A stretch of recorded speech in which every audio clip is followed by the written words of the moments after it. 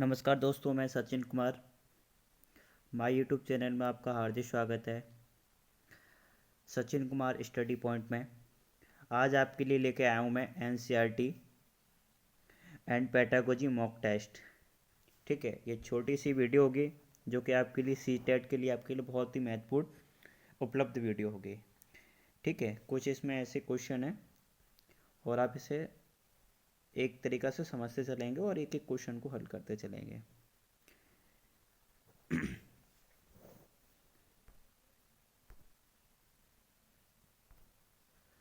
पहला क्वेश्चन आपका दिया हुआ है कि मछली के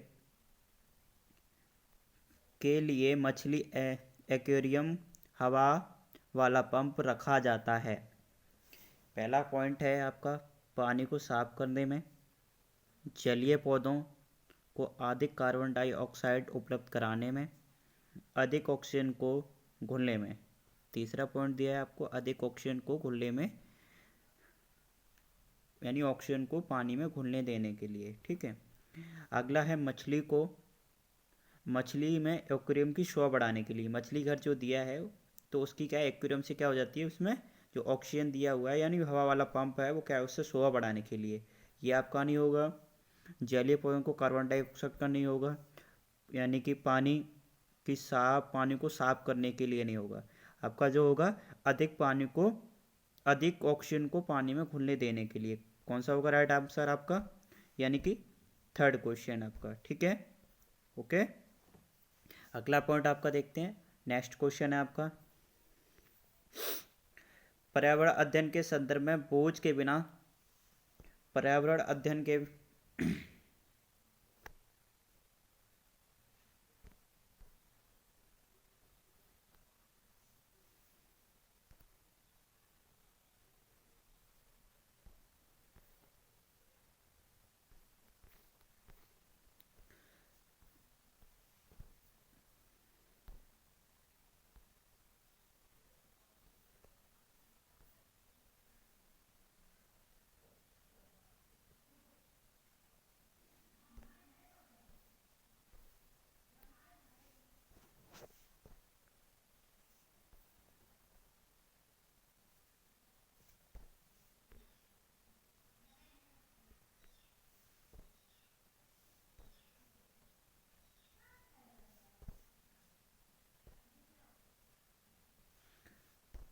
पर्यावरण अध्ययन के संदर्भ में बोझ के बिना सीखना क्या बताता है, यानी कि पर्यावरण के अध्ययन में बोझ के बिना क्या, यानी बोझ के बिना सीखना क्या बताता है।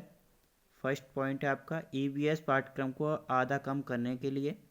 सेकंड पॉइंट है आपका स्कूल बैग का कम करने के लिए। थर्ड पॉइंट है आपका ईवीएस पाठ्य पुस्तकों में अध्यायों की संख्या कम करने के लिए। आपका फोर्थ पॉइंट है आपका अबोध का भार करने की ज़रूरत है, यानी कि बिना बोझ के, यानी कि इसका संदर्भ दिया गया है, यानी बोझ के बिना सीखना। इसका संदर्भ में क्या है, इसका क्या बताता है, अबोध भार को कम करने की ज़रूरत है। क्या करने की ज़रूरत है, अबोध भार को करने की ज़रूरत है। ठीक है, अगला पॉइंट आपको देखते हैं। नेक्स्ट क्वेश्चन आपका परिवार एक इकाई होता है जिसमें माँ, पिता और उनके 2 बच्चे होते हैं। यह कथन है सत्य है क्योंकि सभी भारतीय इसी प्रकार के होते हैं। सत्य है, इसी प्रकार भारतीय परिवार इसी प्रकार के होते हैं। अगला पॉइंट है सत्य नहीं है क्योंकि यह इस कथन में ईश्वर करना चाहिए कि बच्चे जैविक होते हैं। सही नहीं है क्योंकि परिवार कई प्रकार के होते हैं तथा परिवार का केवल एक ही प्रकार ही आया है, तो ये तो गलत हो गया। सही नहीं है, ये भी गलत है। नहीं सही, ये थर्ड वाला हो जाएगा क्योंकि इसमें कई प्रकार के होते हैं। सही नहीं है परिवार क्योंकि परिवार कई प्रकार के होते हैं तथा परिवार केवल एक ही प्रकार का वर्गीकरण नहीं किया जा सकता, यानी कि हम एक परिवार में वर्गीकरण नहीं कर सकते। चौथा है क्योंकि यही किसी आदर्श परिवार का आकार है। ऐसा तो है नहीं कि परिवार एक इकाई है। क्वेश्चन क्या कह रहा था आपका, परिवार एक इकाई होता है, नहीं, परिवार कई प्रकार के होते हैं। ठीक है, राइट आंसर आपका हो जाएगा इसमें थर्ड। सही नहीं है क्योंकि परिवार कई प्रकार के होते हैं तथा परिवार का केवल एक ही प्रकार में वर्गीकृत नहीं किया जा सकता है, यानी जो परिवार को एक ही प्रकार में वर्गीकृत नहीं किया जा सकता है। अगला क्वेश्चन है आपका निम्नलिखित में से शब्द निम्नलिखित में से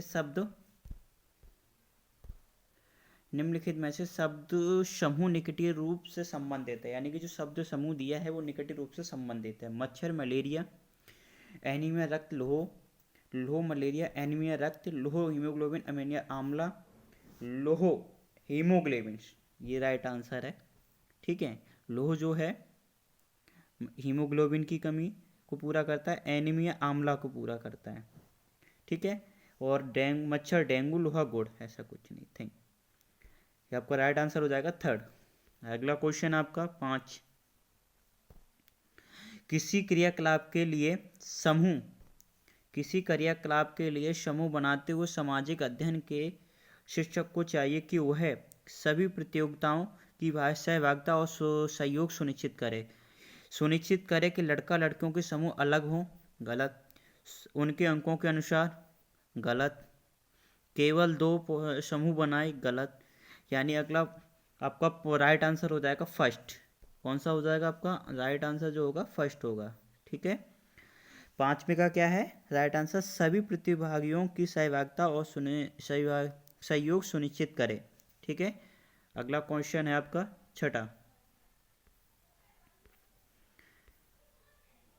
6 दिया है आपका, ताजमहल के पीले होने के लिए कौन सा कारक जिम्मेदार है? ताजमहल के पीले होने के लिए कौन सा कारक जिम्मेदार है आपका? ठीक है, नंबर फर्स्ट आपका क्लोरीन है, नंबर 2 है नाइट्रोजन ऑक्साइड आपका, नंबर 3 सल्फर डाइऑक्साइड है, नंबर 4 है सल्फर। तो आपका राइट आंसर हो जाएगा सल्फर डाइऑक्साइड। राइट आंसर हो जाएगा आपका सल्फर डाइऑक्साइड। ठीक है, 6 का राइट आंसर होगा सल्फर डाइऑक्साइड। ओके, अगला नेक्स्ट क्वेश्चन की ओर चलेंगे आपकी ओर।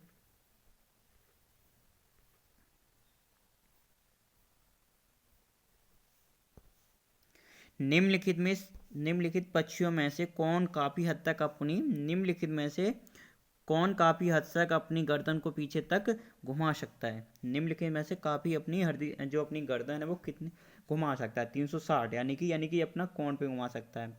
नंबर 1 है कोयल, नंबर 2 है मैना, नंबर 3 है उल्लू, नंबर 4 है कौवा आपका।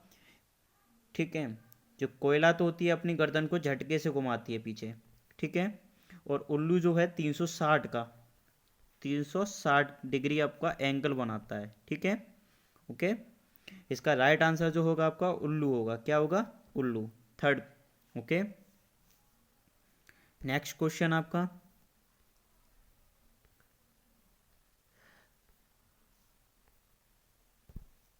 पर्यावरण अध्ययन में शिक्षक के द्वारा बच्चों को स्वयं के आकलन के लिए अवसर देना चाहिए। स्वयं आकलन क्या है? यानी जिससे क्या है बच्चा, यानी पर्यावरण में शिक्षक के द्वारा जो बच्चों को स्वयं आकलन के लिए क्या होता है? अवसर देना चाहिए। ये किस रूप में आकलन किया जाता है? यानी सीखने के लिए आकलन। पहला फर्स्ट क्वेश्चन आपका पॉइंट आपका ऑप्शन है सीखने के लिए आकलन। नंबर 2 पॉइंट आपका CCE के रूप में। नंबर 3 ऑप्शन है आपका सीखने के समान आकलन। नंबर 4 ऑप्शन आपका सीखने का आकलन।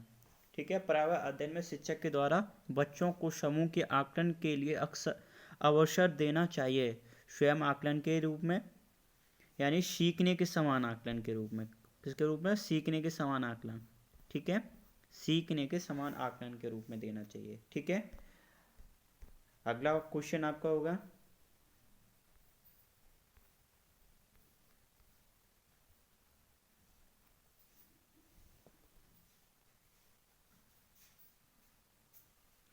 कक्षा में एक प्रभावी शिक्षण अधिगम प्रक्रिया होती है जब शिक्षक बच्चों में ज्ञान को पढ़ाई जाने वाली नई संकल्पना के साथ जोड़ने में इसके पार्श्व में निहित उद्देश्य है देना। यानी जो कक्षा में एक प्रभावी शिक्षण अधिगम प्रक्रिया होती है जब शिक्षक बच्चों को ज्ञान को पढ़ाई जाने वाली नई संकल्पना के साथ जोड़ने में एक पार्श्व में निहित उद्देश्य देना चाहिए। पॉइंट आपका फर्स्ट है, ऑप्शन नंबर आपका है पहला, शिक्षार्थी की स्वच्छता में। ऑप्शन नंबर 2 है आपका पुनर्वास जानी तथा पुनर्वन बता कर बढ़ावा देना, यानी पुनर्वन को जान कर बताकर को बढ़ावा देना। ज्ञान का सह संबंध स्थानांतरण। नंबर 4 है, ऑप्शन नंबर 4 है आपका व्यक्तिगत भिन्नताओं में। ठीक है, तो आपका राइट आंसर जो हो जाएगा आपका ज्ञान का सह संबंध एवं स्थानांतरण, थर्ड ऑप्शन आपका राइट आंसर है। ठीक है, अगला क्वेश्चन आपका,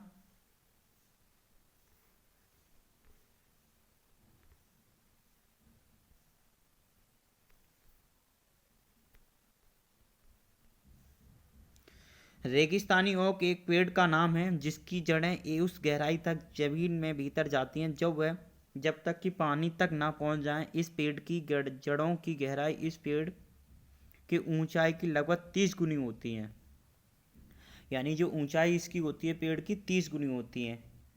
सॉरी, जैसे कि इसकी जड़ मैं कह रहा हूँ रेगिस्तानी एक ओक पेड़ है, एक पेड़ का नाम है, यानी रेगिस्तानी जो ओक है वो क्या है, पेड़ का नाम है जिसकी जड़ें उस गहराई तक जमीन में भीतर जाती हैं जब तक कि पानी तक ना पहुंच जाएं। इस पेड़ की जड़ों की गहराई इस पेड़ की ऊंचाई की लगभग 30 गुनी होती है। यह पेड़ कहाँ पाया जाता है?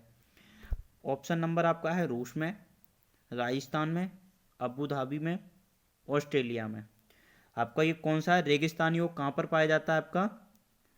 रेगिस्तानी ओक ये है आपका ऑस्ट्रेलिया में पाया जाता है। ठीक है, इस पेड़ की खासियत यह है कि जब अपने इस पानी को, जब हमें पानी की आवश्यकता होती है तो इसमें एक पतला पाइप डाल करके, इसके तने में पतला पाइप डाल करके हम पानी को निकाल सकते हैं। ठीक है, अगला क्वेश्चन आपका,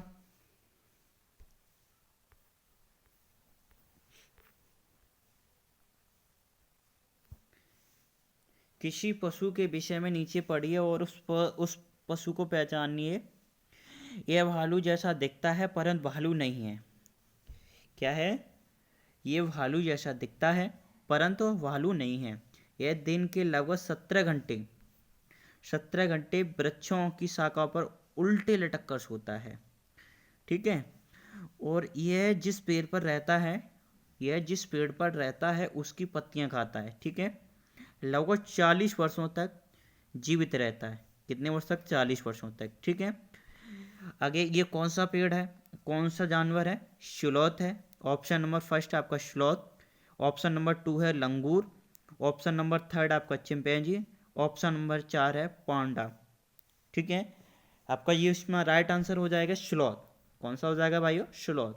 ठीक है, आज के लिए इतना ही बस बच्चों, क्योंकि मेरी थोड़ी ऐसी है कि आवाज़ में थोड़ी दिक्कत हो रही है, मौसम थोड़ा गड़बड़ है, और दरअसल अब मैं आपको बताना चाहूँगा कि पास में थोड़ा एक प्रोग्राम है, उसकी वजह से डिस्टर्ब हो रहे हैं। ठीक है, और कुछ इसलिए मैं आपको आज की क्लास इतना ही रहने देते हैं। ठीक है, बाय, टेक केयर। बाकी सभी लोग हमारी वाइफ को वीडियो को लाइक करें और प्लीज़ एक बार सब्सक्राइब जरूर करना सभी लोग। ठीक है, thank you, okay, thank you so much.